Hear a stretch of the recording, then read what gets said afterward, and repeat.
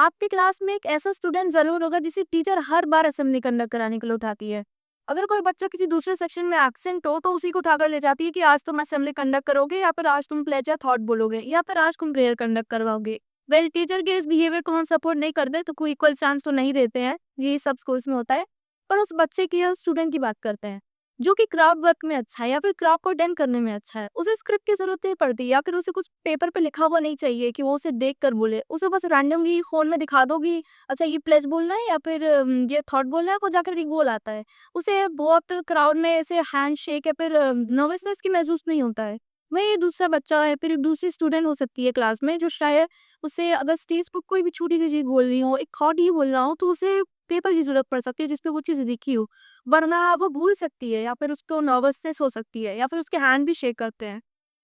और लेकिन ऐसा भी हो सकता है कि वही बच्ची अगर उसे जस्ट सपोज़ कोई फेस्ट है, एनुअल फंक्शन मान लेते हैं स्कूल का, तो अगर उसे स्क्रिप्ट लिखने को दे दी जाए कि जो भी गेस्ट आएँगे उनको अटेंड करने के लिए स्क्रिप्ट लिखनी है तुम्हें, जो कि होस्ट कोई और करेगा पर स्क्रिप्ट तुम्हें लिखनी है। क्योंकि ऐसा होता है स्क्रिप्ट लिखने की ज़रूरत पड़ती है। तो अगर उसे वो दे दिया जाए तो वो क्या कमाल की वोकैब्युलरी यूज़ करेगी, वो शायद क्लास की वो 50 बच्चों में से कोई नहीं कर पाएगा। तो ये उसकी क्वालिटी है। या फिर आपके फ्रेंड ग्रुप में तो ऐसी कोई लड़की ज़रूर होगी जो इतना बक-बक करती है, इतना बक-बक करती है कि आप समझ ही नहीं पाओगे बाप रे बाप! कितना बोलती है।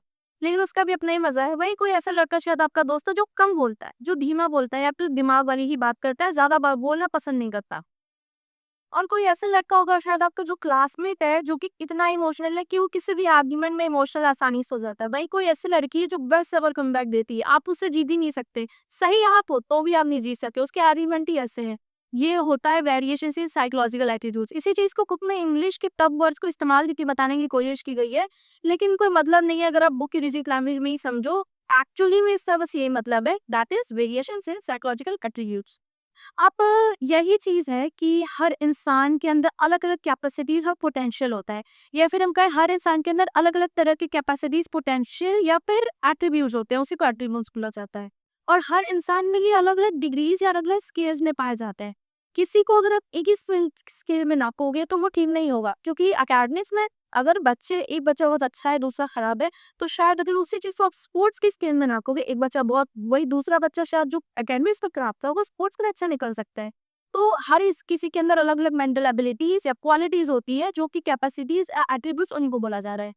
उसी तरह एग्ज़ाम्पल के लिए आप समझो कि क्लास में कोई ऐसा बच्चा होगा जो बहुत अच्छे नंबर ले आता है, 93, 99 आउट ऑफ 100, और उसके नंबर बहुत अच्छे आते हैं, सब कहते हैं वो एकेडमिकली पढ़ने में बहुत अच्छा है। लेकिन क्लास में शायद एक ऐसी लड़की होगी जो कि एवरेज नंबर लाती है, लेकिन अगर आप उसे एक्सप्लेन करने को बोल दो, क्या बढ़िया एक्सप्लेन करेगी। आप उसे प्रेज़ेंटेशन देने को दे दो, इतना बढ़िया एक्सप्लेन करेगी, टीचर नहीं कर पाएगा। टीचर ऑफ कोर्स 70% अच्छे नहीं होते हैं, वी ऑल एक्सेप्ट दैट, ठीक है?